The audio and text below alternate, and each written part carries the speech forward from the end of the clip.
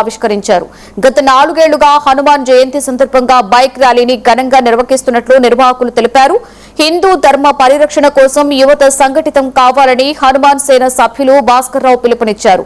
మే 12 హనుమాన్ జయంతి వేడుకల్లో భాగంగా జరిగే ఈ ర్యాలీలో యువత పెద్ద ఎత్తున పాల్గొనాలని కోరారు. IIIT సమీపంలోని శ్రీ కోదండ రామాలయం నుండి ప్రారంభమయ్యే ర్యాలీ హనుమాన్ జంక్షన్ వరకు కొనసాగుతుందని సేన సభ్యులు తెలిపారు.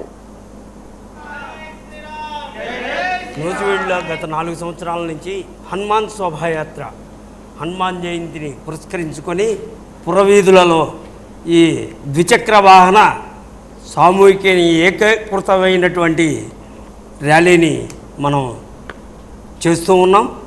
అలానే ఈ సంవత్సరం కూడా మే 12వ తేదీన హనుమత్ జయంతిని పురస్కరించుకొని దానికి ముందుగా 10వ తారీఖు ఆదివారం నూజివీడులో అత్యంత వైభవపేతంగా మంచి యువకులతో గొప్ప ర్యాలీ, అలానే తదనంతరం బహిరంగ సభ మనం చేయడానికి మన యొక్క ప్రముఖులు యువకులు నిర్ణయించడం జరిగింది. ఇది ఎందుకయ్యా అంటే వాళ్ళ ఈ రోజున భారతదేశం అత్యంతమైనటువంటి దీనస్థితిలో హిందూ ధర్మం ఉన్నది అనేటువంటి విషయం ప్రతి ఒక్క హిందూకి తెలిసినటువంటి విషయమే.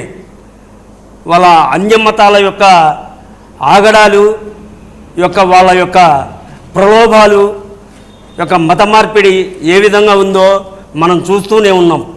అస్తవ్యస్తంగా డస్ట్బిన్ లాగా ఉన్నటువంటి దేవాలయాన్ని శుభ్రం చేసేటువంటి స్థితిలో కూడా మనం యువకులు వెళ్తే వాళ్ళని అడ్డగించి పంపించేటువంటి స్థితి ఈ రోజున మన రాష్ట్రంలో ఉన్నది. నూజివీడులో గత 4 సంవత్సరాల నుంచి హనుమాన్ శోభాయాత్ర హనుమాన్ జయంతిని పురస్కరించుకొని పురవీధులలో ఈ ద్విచక్ర వాహన సామూహిక ఏకీకృతమైనటువంటి ర్యాలీని మనం చేస్తూ ఉన్నాం. అలానే ఈ సంవత్సరం కూడా మే 12వ తేదీన హనుమత్ జయంతిని పురస్కరించుకొని దానికి ముందుగా 10వ తారీఖు ఆదివారం నూజివీడులో